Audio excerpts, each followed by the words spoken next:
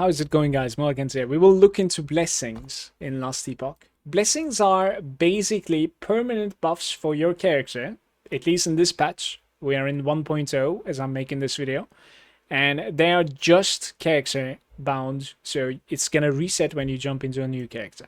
That being said, they are permanent character-wide buffs that you're going to be granted, and you will have a choice to grab basically at the end of a timeline that you're doing after killing the boss. There's certain, I'll give you a website that you can actually check what is available from certain timelines instantly. It's very simple to pick. But there are definitely like a little bit more valuable stuff, especially when it comes to like progressing your character towards the end game. If you jump into the monoliths quite early, in fact. So I'll talk about like what I value more, and at the same time, a couple of tips here and there. But yeah, blessings are like permanent buffs for your characters that are going to be offered at the end of the timeline before unlocking the next timeline in the monolith system of Last Epoch in the end game. Most of the time I jump into the monolith system around like level 40-ish, and I continue my way towards the very end, where you have to like complete the Spirits of Fire, the Age of Winter, and the Last Ruin, the last 3 timelines, so that like you can go into the middle, click it, and then the empowered timeline is going to be unlocked, and therefore you're going to be in the empowered timeline where every monster is level 100 anywhere. So like all of the timelines becomes 100 immediately. Therefore, like, you will have the option to basically farm the specific timeline that you want at that point, because all of the loot table is going to be existing there as well. So that's the most important thing, basically, getting to the maximum experience place and getting to the maximum loot place. So if your character is strong enough, never minding the blessings at the early game and going for the empowered is usually what you want to be doing, and usually what is going to be suggested. But there's no shame in like staying and opening more timelines, or like farming even some blessings, especially if you're in hardcore and if it's your progression. This is not a race whatsoever, so just enjoy it, you know, have a laid back approach and try to like get those blessings that are at the very least progressing your character, or get those blessings that are going to be making your character to progress a little bit easier further. So that being said, in the first timeline, I usually try to hunt for the experience, but if it's in the normal and I don't find it, it's no big deal. I'll be farming this in the empowered, and this is one of the first things that I farm in the empowered, in fact, unless my character is feeling very squishy. The second place that I'll jump into is the Black Sun, and if you would like to unlock this zone instead of that one, after finishing the Fall of the Outcast, you will have 2 options, and you're going to select the second option. That is going to be unlocking the Black Sun in opposed to the Stolen Lands. And in the Black Sun, I usually go for the health. I think the health one is the best pickup here. There are some like offensive options as well for some certain builds, but I didn't necessarily play such a thing. And to be honest with you, I could see the health being valuable even in those cases. So jumping into Ending Storm has the Lagon as its end boss of the timeline.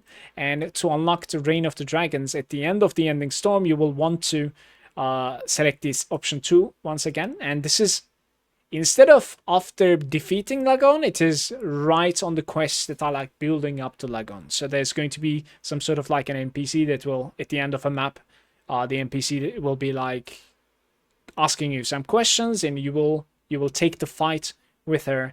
If you take the fight, she's going to be unlocking Reign of the Dragons after you kill Lagon.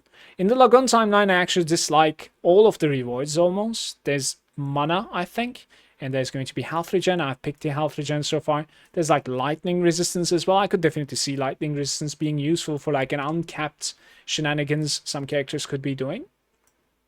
In Reign of the Dragons, this is one of the first timelines that's actually giving you ridiculous blessings, even in normal.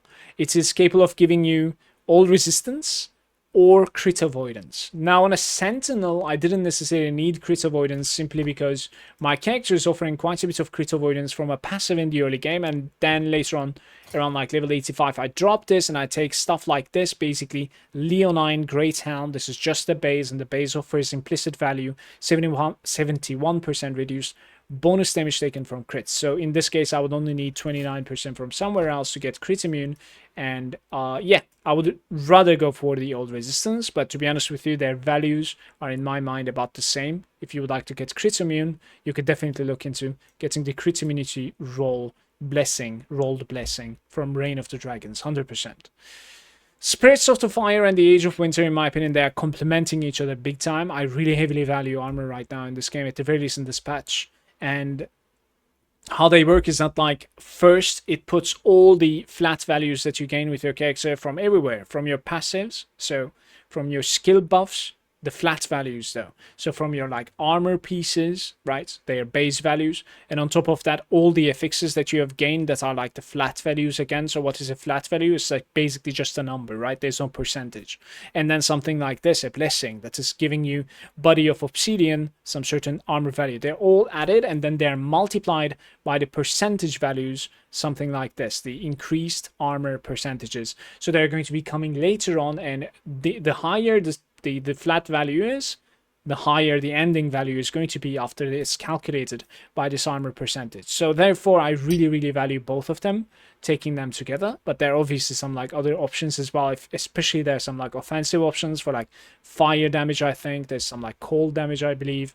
So you could definitely look into it. But I can easily see myself playing with the same two blessings from Spirits of Fire and the Age of Winter on any character that I create. Hands down, they're incredibly valuable. The last one, the last ruin, is going to be kind of like the left side that I didn't talk about, where it is like, it's a bit more about like targeted loot farming. And this is one of the cooler things about Last Epoch. Not only the timelines are capable of offer you certain types of or flavor loot types, let's say, in their timeline, you could also like boost the amount of, you know, let's say suffixes that you can gain, right? Like this, or skill shards that you can gain, or something like this, increase ring drop rates or offhand drop rates or sword drop rates, axe drop rates. Anything that you can think of is possible to do using the blessings within the late game. I don't bother with it until the very end. What is very end for me? At the very least, I found the blessings that I told you, and I found the good ones. So like 9% experience is a good drop, 56 health, not the best, but I think it's acceptable. 19% hold resistance. This is 306 armor out of 320. It's crazy good. 53% increased armor instead of 55. Incredibly good as well. So at this point, I could look into jumping into the other timelines to, like, you know, boost the type of weapon, armor, or like accessory, or even the shards that I would like to farm going forward. And what I would think of is that, like, I would probably just like look at my gear and what's my biggest upgrade, and I'll try to like pick that blessing.